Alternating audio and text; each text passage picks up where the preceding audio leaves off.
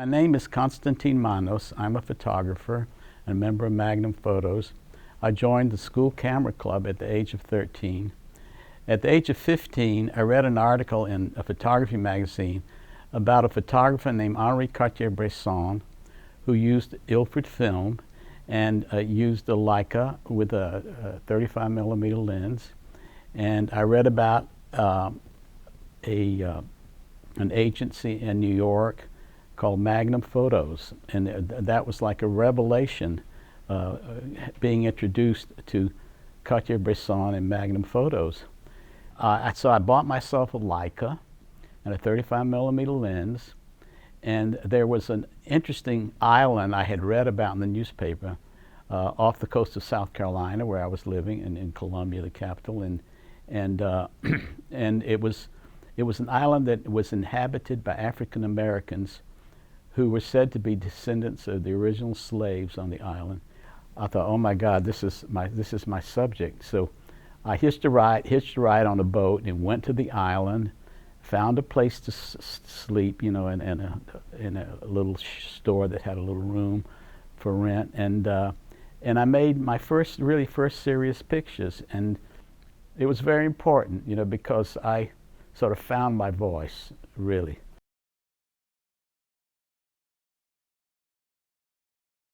Once I got known and accepted there, I had pretty much I was free to move around. So, you know, like I went into the church before the service and got, you know, told them what I was doing. They said, okay, you'd be welcome to take pictures.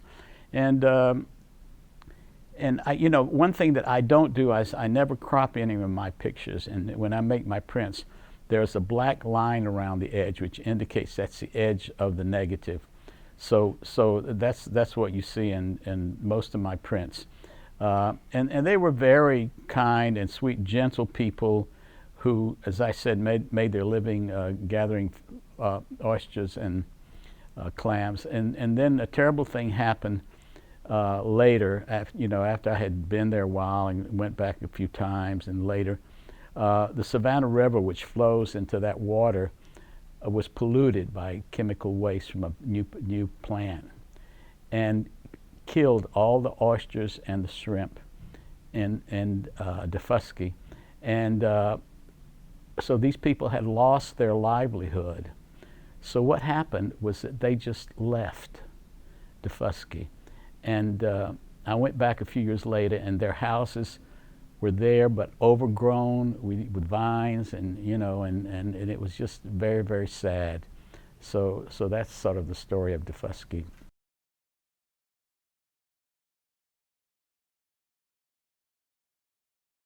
So that story is, I had an assignment from a Japanese magazine to photograph southern landscapes in black and white. So I was out and walking around the fields, you know, photographing, and I looked over there, and there was one of those churches that's, you can look at it out in the middle of the cotton fields, and you know it's African American, unpainted wood with a wood steeple. But what was different about this situation was the fact that there was a military bus parked in front of the church. And I said, oh my God. I knew right away it was a funeral for a soldier killed in Vietnam. It was that era. So I parked my car and I went around the back of the church, and the grandmother of the boy was there, and she was the nearest relative. People were still coming for the funeral, you know, still coming in, and they hadn't started the service yet. And so I asked permission if I could take pictures. You know, I told them I thought it was a very important event and it should be photographed. And so I started photographing the funeral, you know, and then there was this wonderful picture of this woman, and I don't know whether she was, I'm not sure if that was his mother or his, I heard that it was, that he was an orphan, and this was like a relative, an aunt or something, who was raising him. And at any rate, so, and the picture, the story was published in Look magazine, you know, with the picture of this. This became a famous picture, you know, of, and the title is Funeral for a Soldier Killed in Vietnam.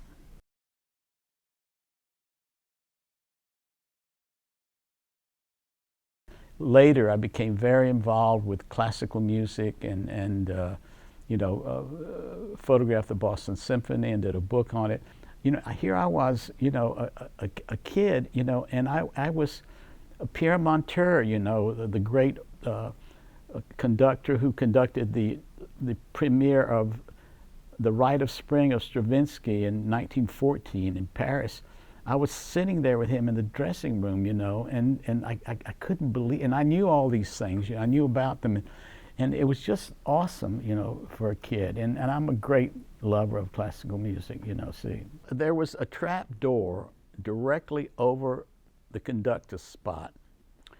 And so I went there early, and I was really nervous about doing this, and I clamped.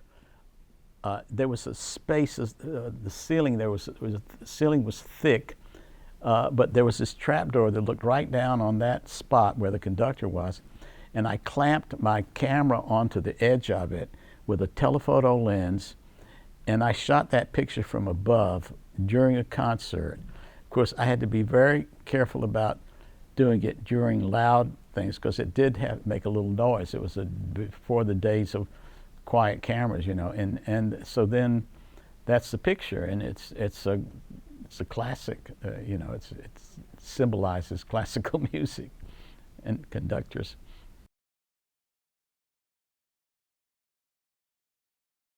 Well, the thing about color was that I had done black and white, and I had done it, and I was kind of bored and didn't know what to do next, and then I just decided that I would go to color, and that was a very good decision, and a whole new ball game.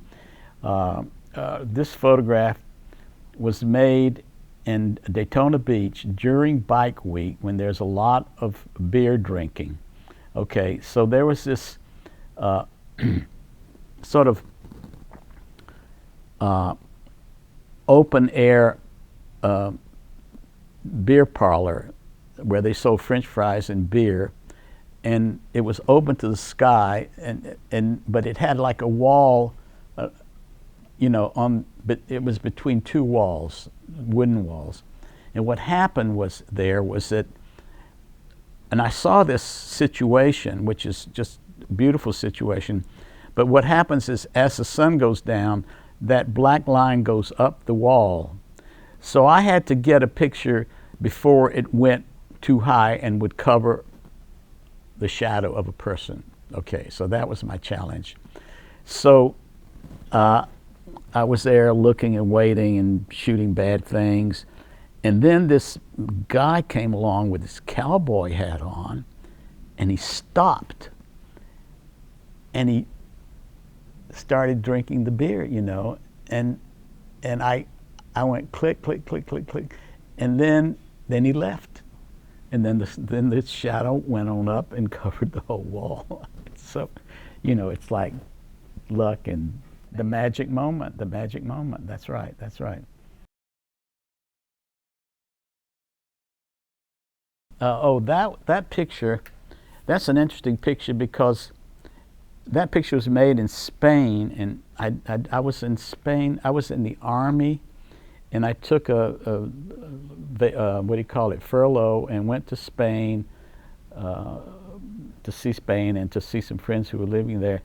And somehow, I don't know, I think they took me to a hospital to see a sick friend, and this was made in an infirmary.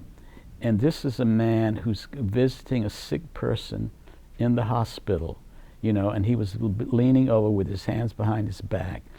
And this is the kind of picture that asks a question but doesn't give you an answer, So it makes it interesting because people invent their own answers when they were faced with that dilemma. And I don't put explaining captions on my picture. I just put Spain 19, I can't remember the year, but you can find it, So that's the story of that picture. That's what it is. So I think, it's been a good run, and I love photography, and I've had a good life with photography and with my friends and family who always supported me.